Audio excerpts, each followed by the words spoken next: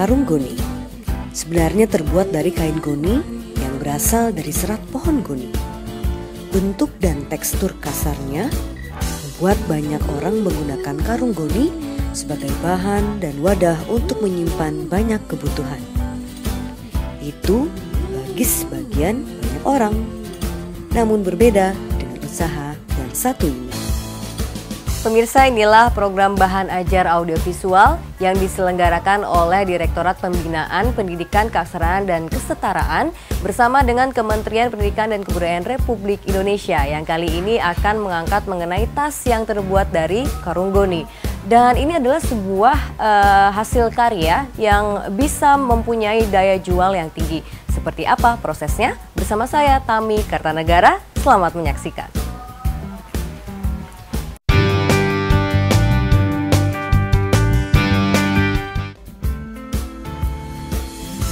Menciptakan sebuah peluang usaha memang tidak selalu membutuhkan modal yang besar. Dengan sentuhan kreativitas, barang-barang bekas yang ada di sekitar kita ternyata bisa dimanfaatkan menjadi sebuah produk dengan nilai jual tinggi. Salah satu contohnya adalah kreasi kerajinan dari karung goni. Siapa sangka, karung yang kerap dipandang sebelah mata karena warnanya yang kumal dan teksturnya yang kasar bisa disulap menjadi barang yang mempunyai nilai jual yang sangat ekonomis. Kenapa saya memilih karung goni ya?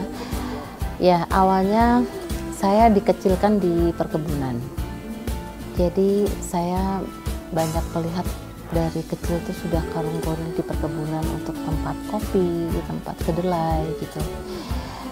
Beberapa tahun terakhir sebelum saya memakai produk dari materi karung goni, saya berlibur di kebun. Nah, ketika saya melihat itu setumbukan goni, akhirnya saya tertantang untuk merubah, untuk mengangkat goni itu menjadi satu produk yang memang betul-betul mempunyai nilai art dan nilai jual. Modal yang dibutuhkan untuk membuat usaha produk kreatif dengan bahan karung goni terbilang cukup kecil. Meski begitu, keuntungan yang didapatkan ternyata cukup menjanjikan. Karung goni itu kalau dibeli dari pasar itu cuma 10.000 satu karung. Bagi sebagian orang mungkin sedikit bingung di mana bisa mendapatkan karung-karung goni bekas. Ternyata cukup mudah untuk mendapatkan karung goni bekas yang diinginkan. Anda dapat bekerja sama dengan supplier karung goni agar bisa mendapatkan karung goni yang tidak terlalu kotor atau belum dipakai. Kebanyakan memang berada di Provinsi Jawa Timur. Namun, jangan khawatir. Anda juga bisa berkunjung ke pasar lalu membeli karung goni bekas dengan harga yang miring. Awalnya saya memang di sini memproses sendiri ya, dari karung goni yang benar-benar kotor itu saya proses, saya saya urai tali-talinya, kemudian saya cuci, saya kasih desinfektan, kemudian saya jemur, saya setrika dan saya bikin produk.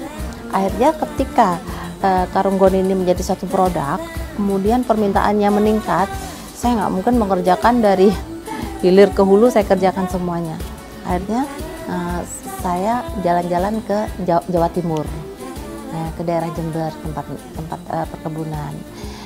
Kemudian saya ajarin orang supplier saya di Jawa Timur untuk mengirim saya goni yang sudah bersih. Dari selembar karung goni bisa didapatkan beragam produk kreatif. Salah satunya dompet. Dari selembar karung goni bisa menghasilkan 6 buah dompet cantik yang mempunyai nilai jual yang tinggi dan tentunya banyak disukai oleh konsumen. Nah, produk kami banyak, jadi dari home appliance, home decoration, itu dari sarung bantal, runner, kemudian tirai, tempat tisu, itu yang dari home decoration, kemudian tempat tutup aqua galon, tutup kulkas, kemudian produk-produk yang terkait dengan fashion, tas, dompet, begitu.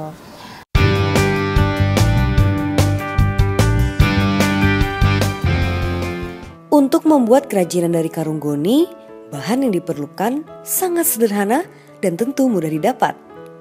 Cara membuatnya juga bisa dibilang cukup mudah dan tidak memerlukan keahlian khusus, seperti pembuatan tas dari karung goni ini. Tas yang dari karung goni, tentunya karung goni ya kan, kemudian pelapis di dalam, kemudian karton, kemudian kita ambil tali tas itu bisa dari sisa perca, kain songket, misalkan ulos gitu. Jadi bahan-bahannya cuma itu saja Mbak, tidak terlalu rumit. Kita bisa membuat bunga-bunga untuk aplikasi tasnya, itu dari bunga-bunga dari goni juga yang bunga-bunga kecil itu. Dan satu lagi resleting ya, tergantung dari juga bentuk tas. Nah ini tadi yang saya sampaikan adalah bentukan tas yang amat sangat sederhana. Cara membuatnya, setelah kita proses goni tersebut kita cuci, kita setrika, kita membuat satu pola. Jadi kita membuat pola 4 persegi panjang. Jadi dari 4 persegi panjang, kemudian untuk dasarnya kita membuat pola 4 persegi panjang kecil. Dari 4 persegi panjang kita sambung. Setelah kita ukur dengan tatakan di bawah, itu kita sambung. Kita sambung, setelah itu kita membuat lapisan di dalamnya. Di dalamnya lapisan sesuai dengan pola, seperti pola yang pertama. Setelah itu kita satukan dan kita beri resleting. Kemudian kita pasang talinya. Sudah, simple. Itu adalah tas yang sangat sederhana ya yang kita buat.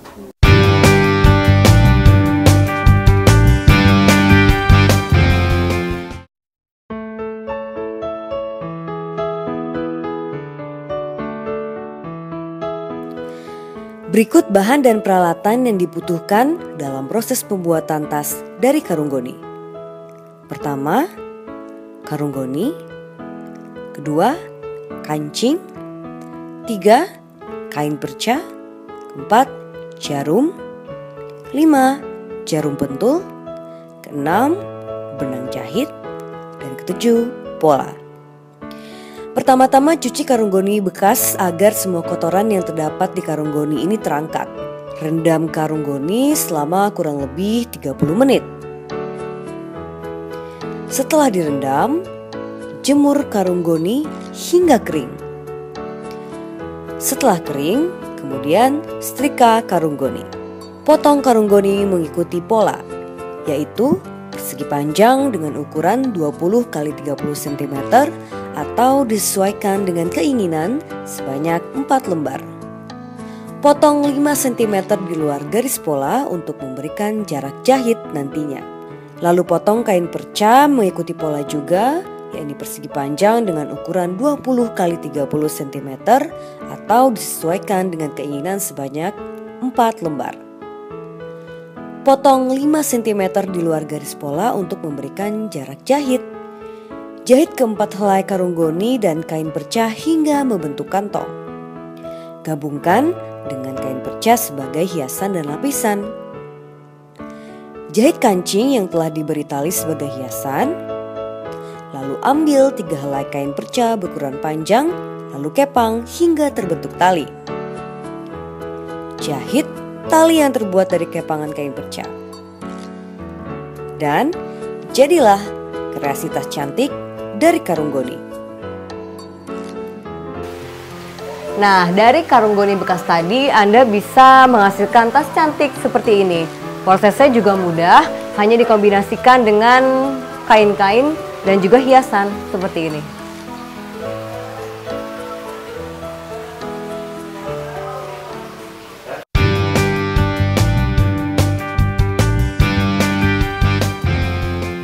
Proses pembuatan yang mudah dan modal yang tidak terlalu banyak, tas-tas dan aksesoris dari karung goni ini bisa mendapatkan keuntungan yang cukup menakjubkan.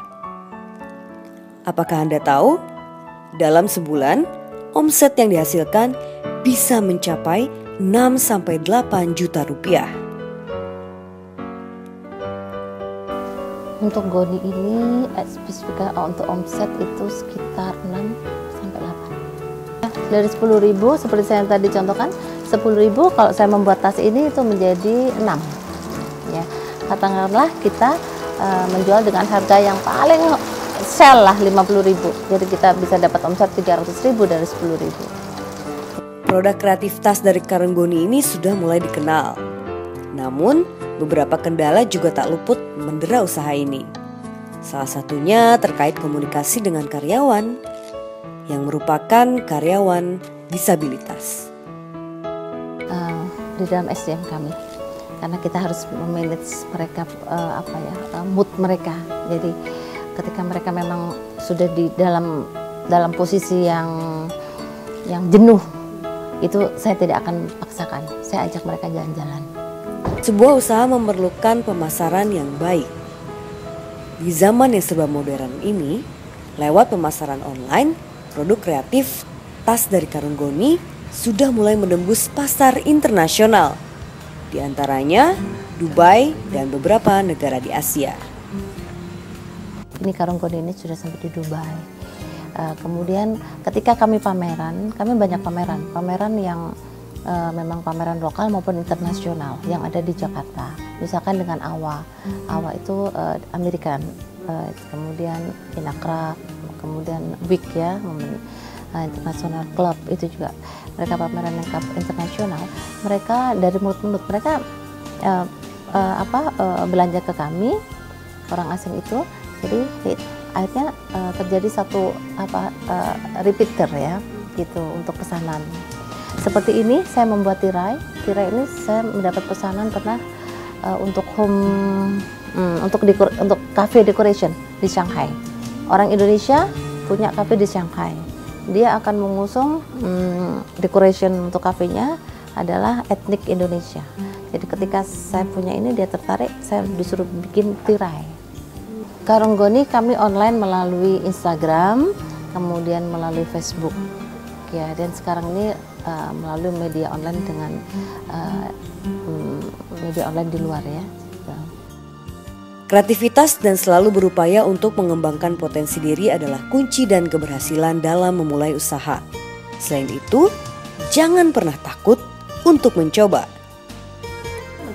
Ya, makanya tadi seperti yang saya sampaikan, kreativitas, kemudian bagaimana kita mengubah pola mindset kita, itu adalah masa depan kita. Untuk kita bisa menjadi orang yang kreatif, nah, kita tidak boleh, kita harus berkumpul kepada orang yang kreatif. Kita harus sering membaca, kita harus sering melihat-lihat di sekitar kita. Kita harus sering mengamati apa yang menjadi tren di sekitar kita. Jadi intinya kreativitas itu di setiap manusia itu sudah diberikan oleh Allah. Itu adalah kreativitas. Potensial kreativitas itu ada. Tinggal kita mengembangkannya. Bagaimana mengembangkannya? Mengembangkannya yaitu apa? Kita berkunjung ke misalkan satu perusahaan atau satu home industry yang kerajinan, kemudian kita googling, kita melihat dan sebagainya. Nah itu terus kemudian kita jangan kita malas untuk mencoba, karena kreativitas itu intinya adalah kita bagaimana kita mulai untuk kita mencoba. Jadi kita harus memulai itu, kita harus coba gitu. Dengan kesungguhan dan kerja keras, usaha produk kreatif dari Karenggoni ini bisa menghasilkan omset jutaan rupiah per bulannya. Bahkan dengan hanya modal yang amat minim dan memanfaatkan barang-barang yang tidak terpakai yang ada di sekitar kita. Iya, jadi begini, saya juga menghimbau kepada semua masyarakat, kita mencermatin apa barang-barang yang memang apalagi ini kita masuk ke dalam permasalahan sampah juga ya, jadi kita harus juga peduli kepada barang-barang yang ada di sekitar kita ini. Kemudian yakinlah bahwa barang-barang yang di sekitar kita itu kita bisa olah menjadi barang-barang yang mempunyai nilai ekonomi, dan itu bisa dan tidak ada yang tidak bisa ketika kita mau melakukannya, dengan fokus dan kita melakukannya dengan sungguh-sungguh.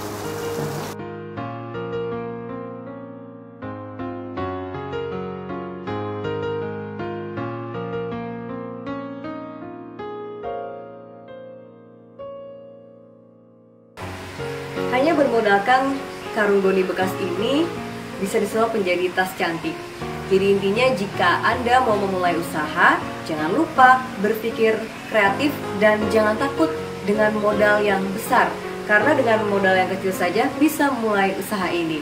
Ya, saya Tami Kartanegara bersama dengan Direktorat Pembinaan Pendidikan, Keaksaraan dan Kesetaraan Kementerian Pendidikan dan Kebudayaan Republik Indonesia, undur diri. Sampai jumpa.